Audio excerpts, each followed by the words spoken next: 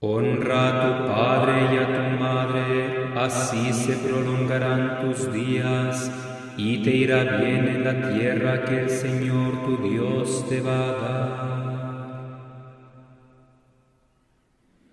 Cristo, Hijo de Dios vivo, ten piedad de nosotros. Cristo, Hijo de Dios vivo, ten piedad de nosotros. Tú que fuiste obediente a María y a José, ten piedad de nosotros. Gloria al Padre y al Hijo y al Espíritu Santo. Cristo, Hijo de Dios vivo, ten piedad de nosotros.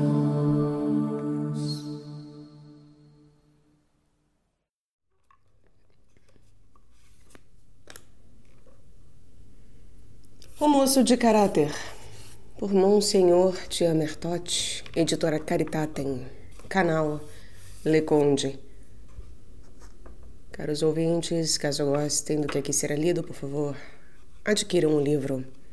Deixo meu muito obrigada ao Renato, mais uma vez, que nos comprou este livro. Faça parte você também do que acontece aqui no canal, os links estão todos no descritivo.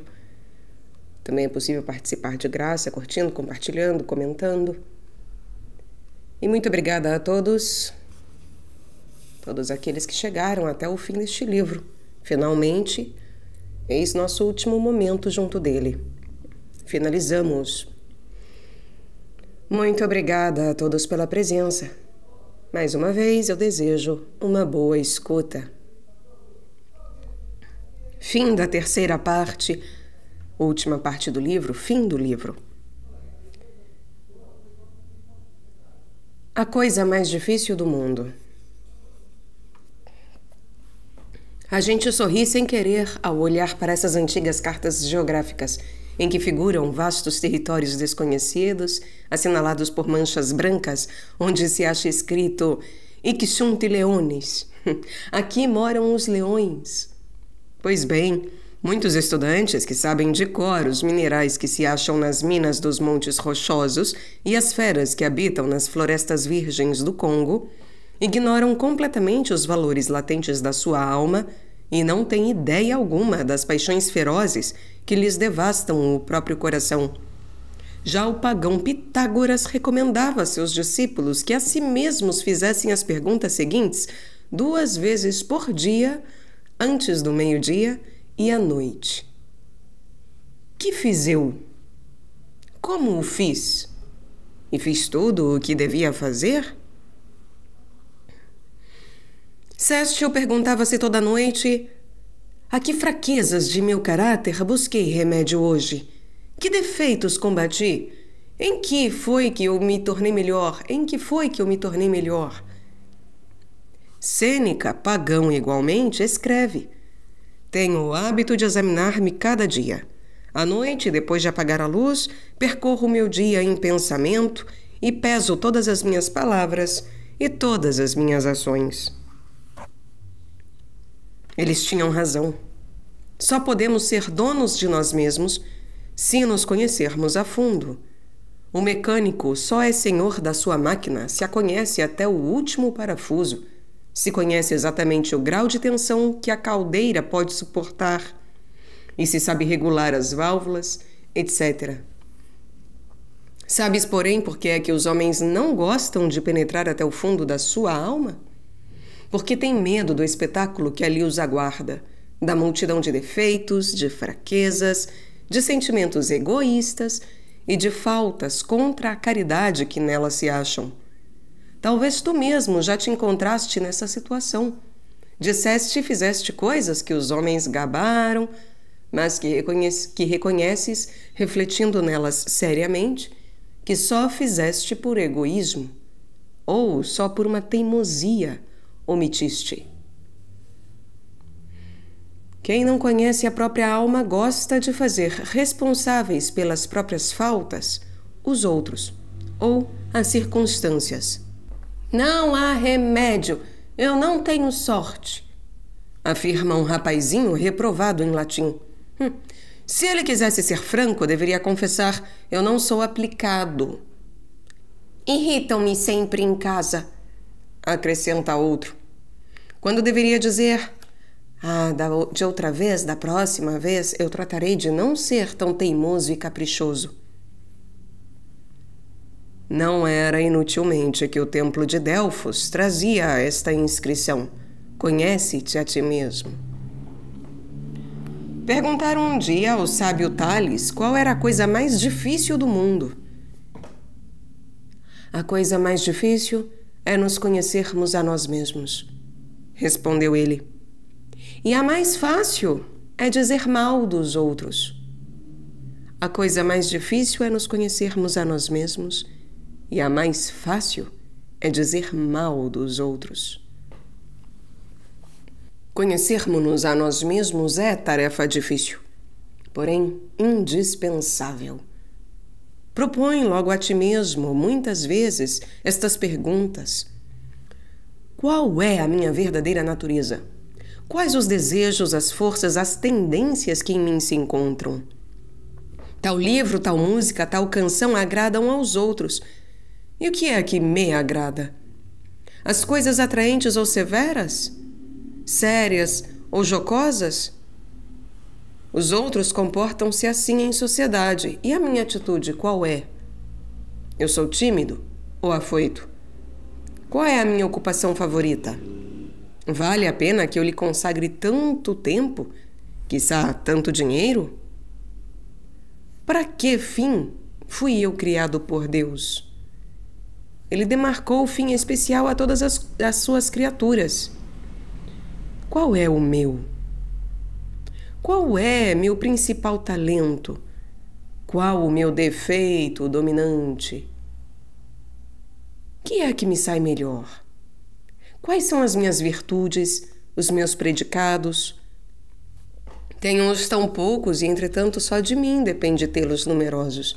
Então, quais são os meus defeitos? Tenho-os tantos e só depende de mim ainda diminuí-los, etc. Dize-me o que te empolga, o que é capaz de suscitar o teu entusiasmo, e direi quem és. Dize-me com quem andas e dir-te-ei quem és, reza o adágio. Se ficas embasbacado perante os ricos, tens mentalidade de materialista. Se te comprazes em achegar-te aos homens elevados às dignidades, és vaidoso e ambicioso. Se, porém, o teu ideal é um homem honesto, probo, sério, é que tu mesmo já o és. Vês, meu filho, o moço que frequentemente assim se interroga faz cada dia um pouco mais de luz em sua alma e, ao cabo de alguns anos, conhece-se perfeitamente, inteirado das suas aptidões, de suas tendências e, tendo vencido brilhantemente os seus exames, não hesita um só instante em escolher a sua carreira. Tudo vai bem. A bordo dos grandes transatlânticos, à hora do crepúsculo, antes que os passageiros se retirem, é costume subir um marinheiro de vista penetrante à gávea da vigia. Passeia lentamente os olhos sobre as águas que se estendem a perder de vista por todos os lados. Depois, com voz alta e grave, pronuncia estas palavras: "All right! Tudo vai bem! Repousai tranquilo." É esse mesmo olhar escutador que eu quisera, meu filho, que deitasses sobre o teu dia, no exame da consciência de todas as noites. Se quisermos carregar acumuladores elétricos, há que isolá-los primeiro. Do contrário, a corrente se espalharia por toda parte. Assim também deve isolar a tua alma das impressões de fora, que turbilhonam em confusão no mundo, e, vinda à noite, refletir com calma, para fazer luz na tua consciência. Cogumelos venenosos e ervas daninhas de toda a sorte não tardam a crescer onde quer que o sol não penetre. Aconselho-te, pois, a que te detenhas em tua oração da noite antes do repouso, para tornar a percorrer em pensamento o teu dia e lembrar a pergunta: All right? Está tudo bem? Que fiz hoje? O que omiti daquilo que devia fazer? Fiz bem o que fiz? E se achares que cometeste uma falta ou um pecado, ou omitiste um dever, levanta os olhos para o teu crucifixo e reza: Senhor, sou culpado. Perdoai-me. Farei melhor amanhã. Benjamin Franklin, o grande filho dos Estados Unidos, o inventor do para-raios, trabalhava com admirável esforço em purificar a sua alma dos menores defeitos. Sabia que poder tem sobre nós as coisas mais insignificantes e compôs para o seu uso pessoal um quadro estatístico para facilitar o exame cotidiano dos seus atos.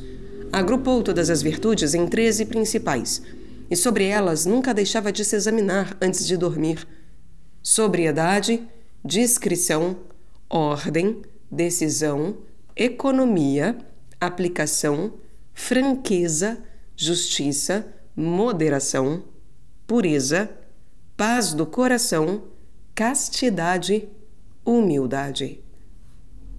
E todas as noites alegrava-se de suas vitórias ou chorava suas omissões. Desejei viver de maneira que nunca viesse a cometer uma falta, escrevia ele. Resolvi combater todas as fraquezas, sabendo, ou pelo menos julgando saber, o que é bem e o que é mal. Eu não podia imaginar que não fosse capaz de fazer sempre o bem e evitar sempre o mal. Era severíssimo consigo mesmo. Cada noite anotava por pequenas cruzes no seu quadro estatístico se havia faltado a esta ou a aquela virtude. Eis um dos seus relatórios semanais. E há aqui, à esquerda, a lista das virtudes, e de domingo a sábado, da esquerda para a direita, a extensão dos dias e as cruzes referentes a ter feito, ter cumprido com aquela virtude, aquele dia, mais ou menos. Chega a ter, num determinado momento, por exemplo, no domingo, em relação à ordem, duas pequenas cruzes. E em outros momentos, nenhuma delas, né? Nenhuma cruz. Enfim, curioso. Não poderias também, meu filho, praticar durante alguns anos esse excelente meio para uma educação consciente? Se achas demasiado esse controle pelo quadro, ao menos nunca omitas o teu exame de consciência, na tua oração da noite. Cada vez que enterram um presidente dos Estados Unidos, param todos os trabalhos e o comércio todo durante 5 minutos no momento da sepultura. Fecham os armazéns cheios de gente, os trens estacionam em pleno campo, os pedestres param nas ruas. 5 minutos é uma pausa silenciosa que deve lembrar o magno acontecimento. A educação de tua alma é uma tarefa assaz importante, penso eu, para que te imponhas cada noite um momento de silêncio, para que feches tua mente às impressões de fora e faças seriamente um retorno sobre ti mesmo. Se, porém, inflexivelmente franco nesse exame. A ninguém enganamos mais facilmente do que a nós mesmos. Que acharás no fundo de tua alma? Hein? Coisas te surpreenderão, por vezes. Mas se tiveres a coragem de não mentir a si mesmo, a ti mesmo, poderás muitas vezes repetir a confissão de Franklin após rigoroso exame de consciência. Eu via com horror que tinha muito mais defeitos do que pensava, mas tinha a satisfação de verificar também que eles iam diminuindo sempre. Muitas vezes tinha a tentação de acabar com os meus exames de consciência cotidianos. Aquela exatidão minuciosa que eu exigia de mim mesmo parecia-me até mesquinhez moral. Continuava, entretanto. E se jamais logrei atingir a perfeição que buscava com tanto ardor, na verdade fiquei mesmo muito aquém. Esses esforços ajudaram, todavia, a me tornar melhor e me fizeram feliz sob todos os aspectos. No curso desse inquérito íntimo, notarás que és naturalmente propenso à cólera, à preguiça, a mentira, a uma sensibilidade exagerada, a gula, a zombaria, etc.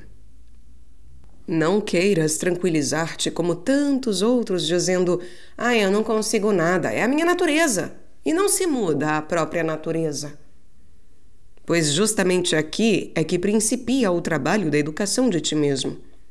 Não se pode sufocar a própria natureza, sim, é verdade, e nem destruí-la, mas pode-se muito bem enobrecê-la, engrandecê-la, exercitá-la. Podem-se praticar as virtudes contrárias aos próprios defeitos. E é mesmo um excelente meio de pôr em regra as inclinações instintivas desordenadas. E depois, meu filho, na educação do teu caráter, cumpre que observes certa ordem. Examina bem os teus defeitos uns após outros e começa por combater aqueles a que tens o hábito de obedecer conscientemente e voluntariamente, de olhos abertos, a despeito dos protestos da tua consciência. Vencidos estes, continua pelas tuas estrionices e leviandades, e em seguida, depois de triunfar também aqui, trata de atacar tuas pequenas imperfeições. Quem não sabe dominar-se ainda não é um caráter perfeito, mas é claro que para saber dominar-se é preciso conhecer-se primeiro. Que grau de pressão pode esta caldeira suportar? Quanto pede de combustível? Qual das válvulas trabalha mais? Onde mostra sinais de desgaste? Onde é que se deve pôr graxa mais vezes? Só um mecânico que conhece a fundo essa máquina é capaz de responder a tudo, não é? Então eu recomendo-te, pois, que faças não somente a pergunta: que pecados graves cometi hoje? Porquanto, mercê de Deus, muitos jovens vivem durante muitos meses sem cometer pecados mortais, mas que perguntes também: como pude ser covarde, a ponto de renegar tal dos meus nobres princípios, de medo de um sorrisinho irônico? Como pude faltar à delicadeza, até falar mal de um amigo, para agradar alguns camaradas? Em que podia ter sido mais amável, mais atencioso, mais exato, mais sóbrio, mais indulgente? Eu trabalhei, pouco que fosse, em propagar o reino de Deus em minha alma, ou na dos outros? Etc. Algumas dessas deficiências, que não são pecados, são, no entanto, imperfeições capazes de ofender a beleza da tua alma. Sobretudo, não receies descer até as últimas dobras de ti mesmo, mesmo se aí tivesses que descobrir um formigueiro de vícios mais ou menos vergonhosos. Quanto mais vezes os alumiares com o refletor do teu exame de consciência, tanto mais depressa eles hão de perecer. O exame de consciência não deve ser um relatório vulgar dos nossos atos do dia, mas deve ir até descobrir a causa de cada uma das nossas falhas. Não te contentes, pois, com descobrir o mal, porém busca ainda responder a esta nova pergunta: qual pode ser a causa do meu pecado? De ter sido eu capaz de renegar as minhas convicções. A causa, a raiz da tua deficiência, isto é o que te cumpre achar. Isso o que te importa destruir. A causa, a raiz da tua deficiência. Neste assunto, poderás fazer muitas descobertas interessantes. Hoje enraveci-me várias vezes. Por quê? Por quê? Uma vez, porque um dos pratos no jantar não era do meu gosto e me forçaram a comê-lo. Outra vez, porque me atrapalharam nos brinquedos, mandando-me trabalhar. E uma terceira vez, porque eu perdi o caderno de latim e tive que remexer tudo para achá-lo. Pois bem, de que te arrependerás, nesse caso? E que resolução tomarás? De ficares de sobreaviso contra o quê? Prometerás não ter mais raiva? Absolutamente. Mas has de prometer corrigir-te das tuas manias de menino mimado. É essa a raiz das tuas faltas. É ela que cumpre arrancar. Briguei hoje. Por quê? Porque um camarada contou a meu pai que esta manhã na aula eu tinha respondido mal em álgebra. Porque um menino sapateiro zombou de mim. E de que vais arrepender-te, hein? De ter brigado? Não. Porém, de teres sido preguiçoso e egoísta. E assim por diante, em relação a todos os teus defeitos. Busca-lhes sempre a raiz. Muitas vezes, os jovens desanimam porque o desenvolvimento do seu caráter não se faz de um dia para o outro. Muitos estariam prontos a fazer um grande esforço, a tomar uma grande resolução, para um brilhante caráter de cavaleiro, sem medo e sem reproche. Isso sim, mas quanto ao trabalho simples, minucioso e contínuo, o único que lhes poderia moldar o caráter, pedir-lhes isso seria demasiado. Entretanto, aqui não são as grandes resoluções que importam, porém as pequenas vitórias cotidianamente alcançadas. Tornarás o teu exame de consciência ainda mais frutuoso se te puseres durante alguns meses, já determinada a raiz das tuas faltas, a lutar sobretudo contra o teu defeito dominante. Sim, meu filho, a primeira e mais importante das tuas tarefas é vencer o teu defeito dominante. Lembras-te do que bradava Golias ao exército judeu? Escolhei um homem entre vós e venha bater-se em duelo comigo. Se sair vencedor, seremos vossos súditos, mas se eu triunfar, sereis vós os nossos escravos. Pois bem, o teu defeito principal representa exatamente o papel de Golias. Quando conseguires vencê-lo, já não tardará a triunfar dos outros todos. Todos os jovens têm um defeito dominante na base de todas as suas fraquezas. Um é sujeito à ira súbita, outro mente muito, exagera sempre, deixa-se arrastar pela imaginação. Este é muito preguiçoso e relaxado, aquele propenso à sensualidade, etc. Pois bem, o que lhes cumpre fazer em primeiríssimo lugar é declarar guerra a esse defeito dominante, uma guerra inexorável. Todas as manhãs, na tua oração, para um momento e tenta imaginar de maneira bem concreta em que momento do dia e em que local poderás achar-te em situação que te encolerize, por exemplo. Na escola, durante o recreio, no jogo com os teus irmãos e irmãs. Basta alguns minutos para esse exame. Depois, toma uma resolução bem firme. Suceda o que suceder, não me deixarei levar à raiva. Não cometerei um só ato irrefletido. Meu Deus, ajudai-me. E renova esta boa intenção várias vezes no correr do dia. Enfim, na oração da noite, examinarás se conseguiste cumprir a tua palavra e em que medida. Não conseguiste? Serás mais forte amanhã. Conseguiste? Alegra-te e agradece a Deus. Em alguns mosteiros, costumam os monges advertir-se pública e mutuamente das suas negligências. A certos dias, os monges se reúnem e cada qual deve dizer que faltas notou num ou noutro dos seus confrades. Se tens um amigo íntimo e dedicado, podes pedir-lhe que te advirta assim. Seria um meio eficacíssimo para a formação do teu caráter. Onde o amor próprio nos mostra tudo branco, o olho mais perspicaz de um amigo pode achar alguma mancha. Regozija-te se achares alguém que com sincero afeto queira avisar-te das tuas faltas. Aos pés do Senhor. Meu livro toca a seu fim. E vais certamente surpreender-te porque, depois de te indicar tantos meios de formar o caráter, só aqui, em último lugar, te fale do mais excelente de todos, que é a imitação de nosso Senhor Jesus Cristo, o incomparável modelo de todo o caráter humano. Não julgues, entretanto, meu filho, que eu queira fazer disso a conclusão do meu assunto. Por outro lado, a necessidade de amar a Deus, viver uma vida profundamente religiosa, arde como fogo sagrado por trás de cada linha deste livro. E por outro lado, se não falei disso com mais extensão até aqui, é porque o moço de caráter será brevemente seguido de outros 2 volumes intitulados A Religião do Moço os quais tratarão exclusivamente das relações entre Deus e uma alma jovem.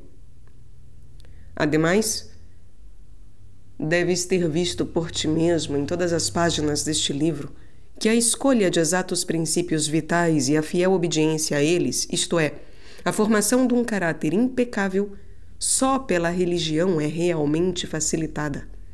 Nestas páginas, 100 vezes te recomendei que escolhas uma diretriz, princípios, um modo de ver o mundo, numa palavra, um fim, um ideal, que o mantenhas, custe o que custar. Esta é a diretriz da minha vida, e nem os livros, nem os amigos, nem as provações dela me desviarão jamais. Sei que a minha vida só se tornará formosa e feliz se eu próprio me tornar, segundo as palavras de São Paulo, um victus vincitus Christi. Vincitus Christi. Isto é, se eu ligar completamente a minha vontade a Cristo. Só pode ser um caráter verdadeiramente firme quem fixou suas raízes em Deus, quem edificou a própria vida sobre ele. É o que o poeta alemão Arndt, não sei, tão bem exprime nesses belos versos. Ante os homens, altivo candor, ante Deus, poeirazinha esquecida. Quem se humilha perante o Senhor, poderoso é de fato na vida. A oração é a asa poderosa da vontade, e a vida profundamente religiosa, o melhor estimulante da educação do caráter. Basta ler as primeiras linhas do catecismo para ver nele mencionado o fim mais sublime que possa o homem atingir e para achar o incentivo mais eficaz para realizá-lo em nós. Estamos na terra para conhecer a Deus, para amá-lo, servi-lo e merecermos destarte alcançar a vida eterna. Cada dia, tanto mais progredirás no caminho do teu caráter, quanto mais conseguires avizinhar a tua alma do modelo sublime de todo o caráter, Cristo. Alegremo-nos, pois. Gaudeamus igitur jóvenes dum sumus. Gaudeamus igitur jóvenes dum sumus. Alegremo-nos de ser ainda jovens, diz velho estribilho de estudantes. E tem razão esse mote. A alegria pura é mais um meio de fortalecer a vontade. É uma fonte de energia ativa e um preservativo do pecado. Sempre achamos fácil aquilo que fazemos com prazer. A alegria é um raio de sol, e o raio de sol é sempre portador de uma energia vital. Faz desaparecer o bolor, a podridão, o miasma. Uma nobre alegria emudece os baixos instintos que nos quereriam arrastar ao pecado. Mas, meu filho, toma bem cuidado e não confundas a alegria com prazer. É curioso ver como diferem as concepções dos homens sobre este ponto. A alegria para muitos é a embriaguez, é a bebida, é a fumaça do tabaco, a libertinagem, a preguiça, o passeio da moda, a algazarra, etc. Não te modeles por eles. Para ti a alegria devem ser os bosques onde cantam as aves e os prados floridos. O dever cumprido conscienciosamente e seguido dos folguedos inocentes. Todas essas pequenas ocasiões de recolhimento que pontilham a vida de um jovem, como a campina se junca de florinhas. A abelha suga o mel em 1000 pequenos cálices. Sugar o mel de 1000 pequenas alegrias em 1000 pequenas ocasiões é uma das mais belas tarefas da arte de viver. Verdadeira e radiosa alegria só pode brotar de uma consciência pura. Quem tem qualquer coisa na consciência tenta em vão ser alegre. A quem quiser achar prazer nas coisas proibidas, no pecado, eu recomendo a lembrança deste epitáfio que se acha no túmulo de um estudante de um cemitério de Bolonha. Oh, quam fragilis, nacet ipsum ruiti volúpias. Aprende quanto efêmero é o prazer. Aprende quanto é efêmero o prazer. o jovem que se dá a embriaguices, às orgias de uma noite inteira, ao sono que se prolonga até a tarde, o que joga dinheiro pela janela, o que fica na ociosidade, este jamais contribuirá para a prosperidade de seus pais. O pagão Sêneca, que pode ser ouvido aqui no canal, ele exprobra ao seu tempo produzir homens que trocam as ocupações do dia e as da noite, e que, chegada a noite, esfregam os olhos após a embriaguez do dia que se acaba.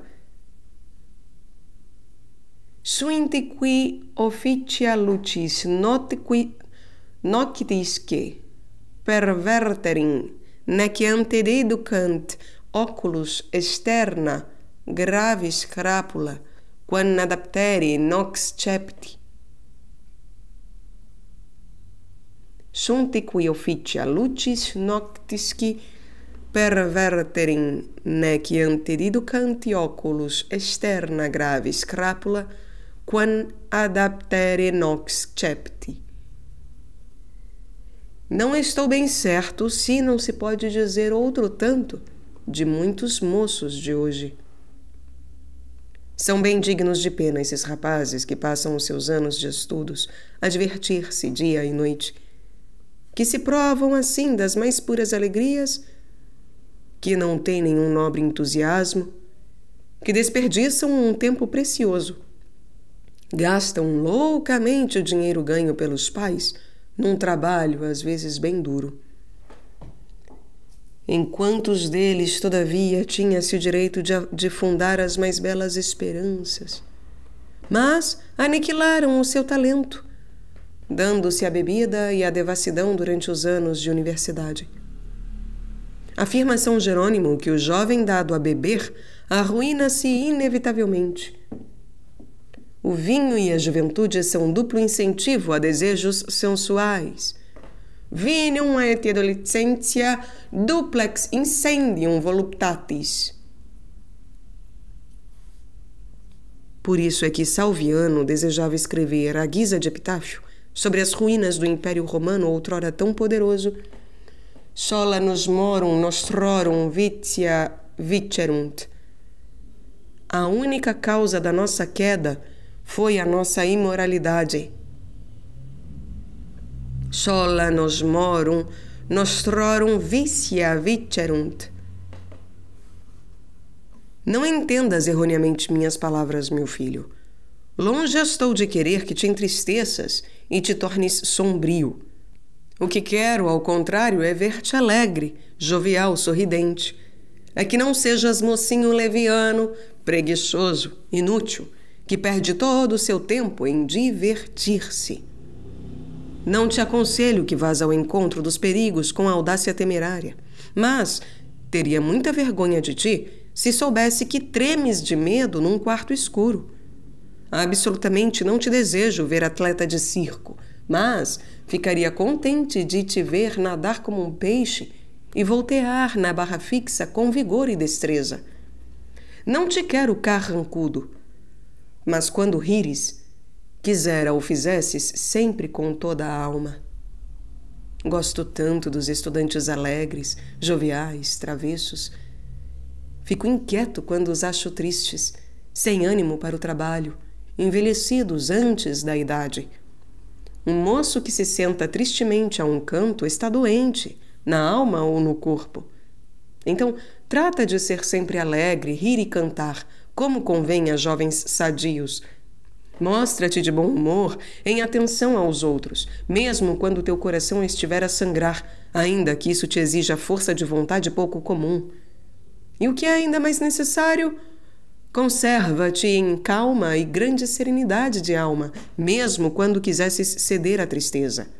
Entregar-te a ela? Nunca, não o permito. A tristeza não deve ser elemento de tua vida. Deves ter vontade bastante sempre para acertar o barômetro de tua alma no tempo que te apraz. Nunca te arrependerás. Não, nunca. Nunca. E se fizeste mal? Se cometeste um pecado? Se deves suscitar o arrependimento em tua alma, confessar-te? Pois bem, mesmo então, não te hás de contentar com meros lamentos. Uma vida melhor não pode germinar nesse solo. Se quiseres que a lamentação não seja ineficaz, mas faça surgir o arco-íris de uma vida verdadeiramente nova e nobre, é preciso que ponhas certa nota alegre até nas tuas lágrimas de arrependimento. Volta, ó juventude! Coisa que todos recordam muito gostosamente quando envelhecem é o tempo da juventude. Tenho visto homens maduros e reservados emocionarem-se desde que cai a palestra sobre os seus primeiros anos. Por que isso? Porque a juventude é o mais belo tempo da vida. Entre as estações, a primavera é a mais agradável. É a época do desenvolvimento e da floração das plantas. Ora, a juventude é a primavera da vida. Vê esta árvore nova. Está cheia de vigor, ávida de crescimento, estuante de seiva. Contempla um jovem. Para ele, o mundo tem cada dia aspectos novos. Sua imaginação é viva, a memória fiel. Ele se rejubila com o presente e constrói projetos miríficos para o futuro. Planta e jovem se parecem. Estão ambos túmidos de vida e em plena floração primaveril. E depois, a juventude é bela também, porque os 1000 cuidados da existência ainda não lhe riscaram a alma. Como protestas?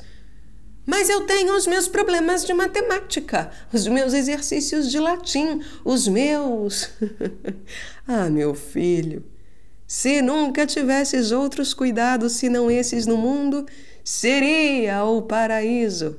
Sim, o paraíso. Porque não tens o direito de dizer que conheces os amargos da vida, que já lhe provaste as aflições e os tormentos. Mas quando falo de uma juventude sem cuidados, não entendo dizer uma juventude descuidada.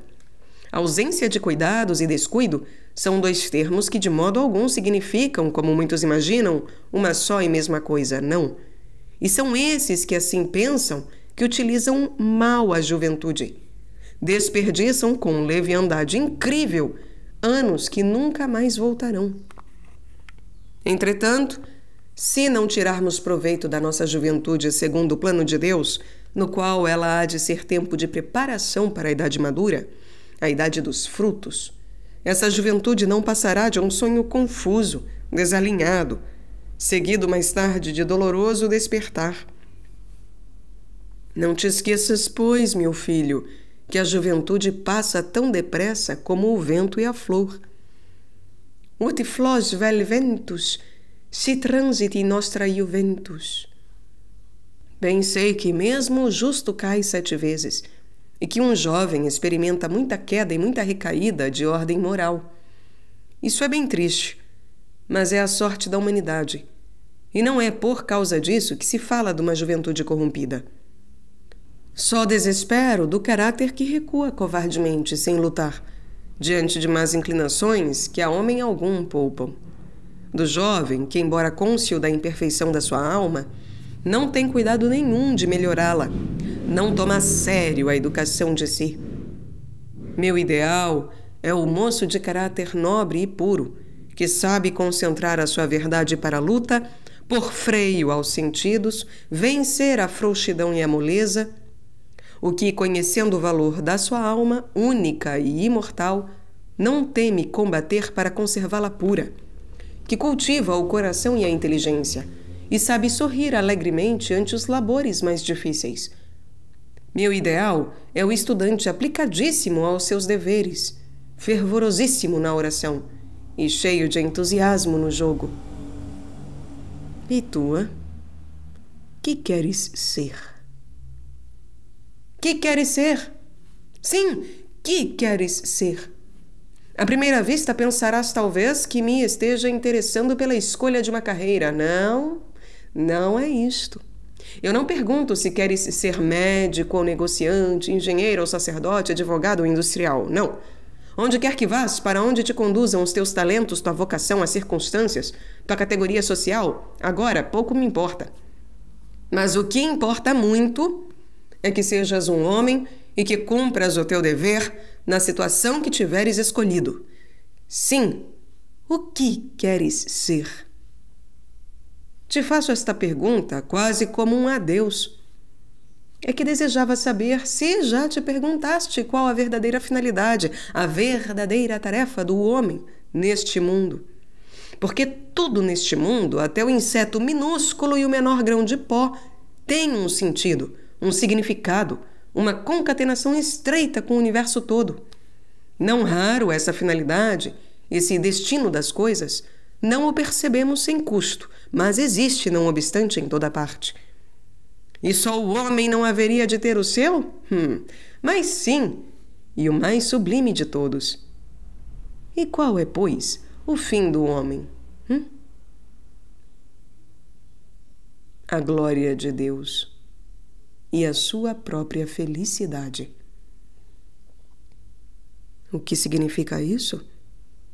Significa que deves empregar todas as tuas forças para realizar o teu ser essencial, a substância da tua vida na sua totalidade íntegra. Em outras palavras, que deves ser um homem de caráter, um cristão e um patriota de caráter irrepreensível.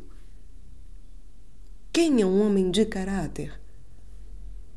Aquele que ousa afrontar a corrupção moral sob todas as formas. Quem é um cristão e um patriota de caráter irrepreensível? Aquele que não bravateia de patriota com palavras teatrais, mas que serve a sua pátria por uma vida honesta e inviolável fidelidade ao seu dever. Meus filhos, com toda a energia indomável de vossas almas, trabalhai para serdes cristãos que honrem a pátria.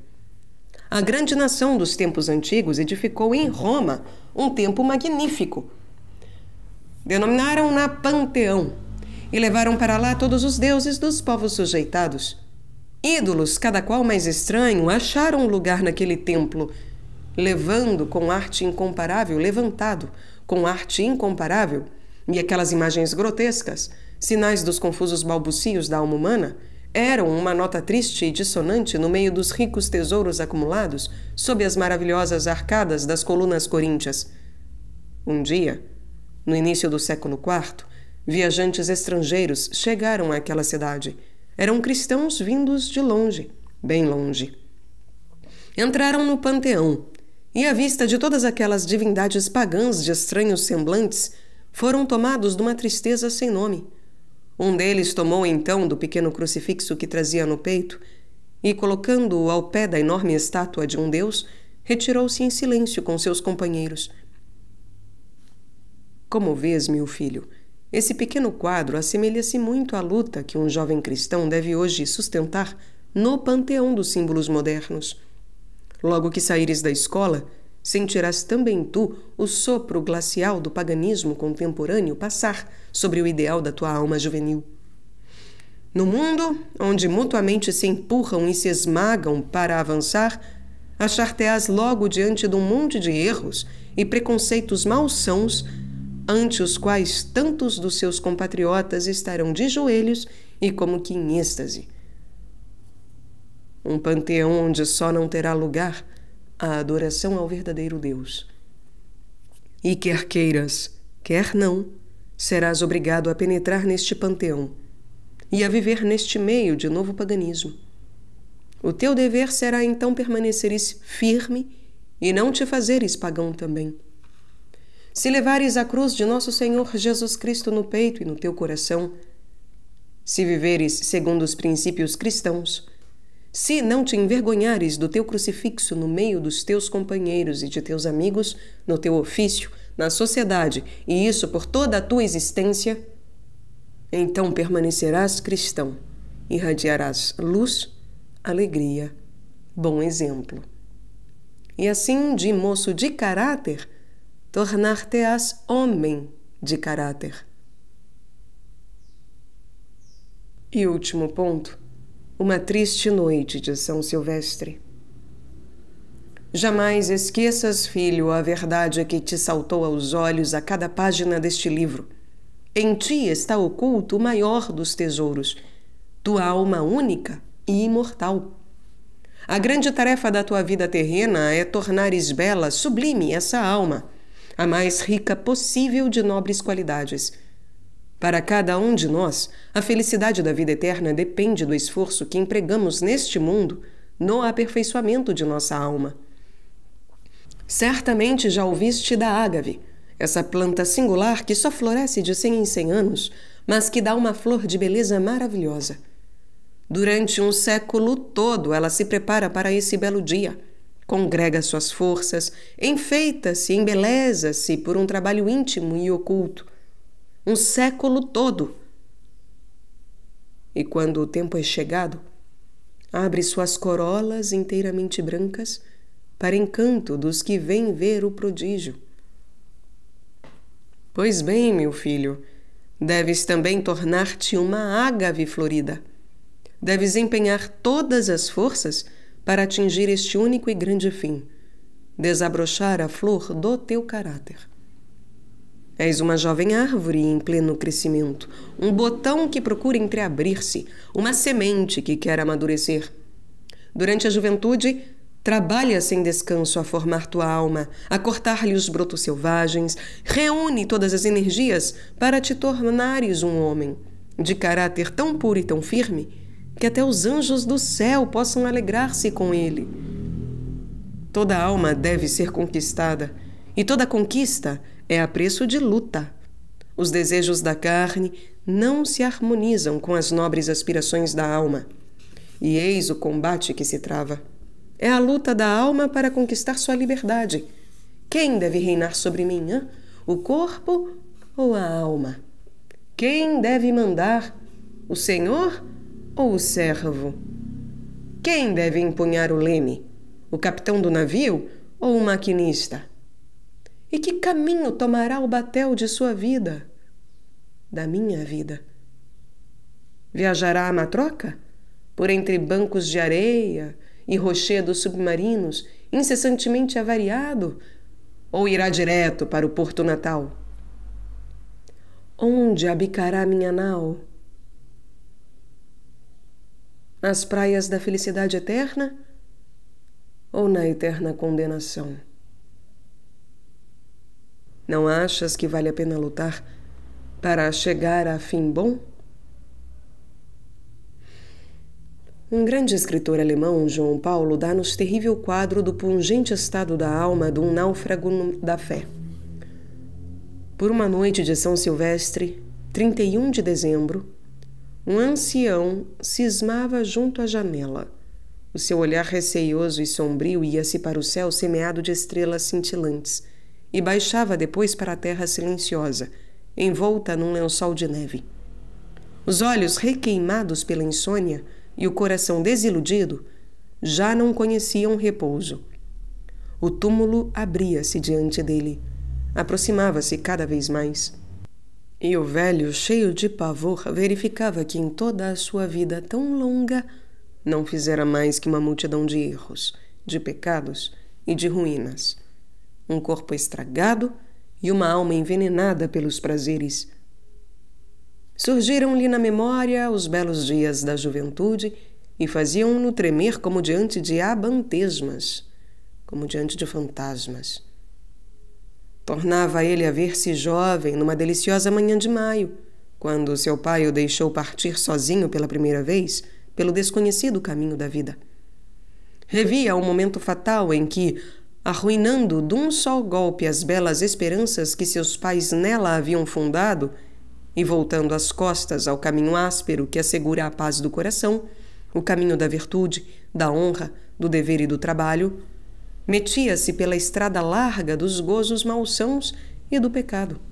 Estrada que, em lhe prometendo a alegria, o conduziu astuciosamente à ruína. E o coração daquele velho de cabelos brancos se dilacerava numa tortura inexprimível. Os soluços dolorosos que lhe escapavam pareciam clamar ao céu: "Ah, se os anos da minha juventude pudessem voltar! Pai, dai-me ainda uma vez a liberdade de decisão. a fim de que eu possa escolher diversamente. Mas o silêncio glacial da noite sepultava a queixa do ancião a soluçar. Nada de resposta. Para ele, a possibilidade da escolha passara, sem remédio. Tu, meu filho, podes ainda escolher. E podes escolher bem.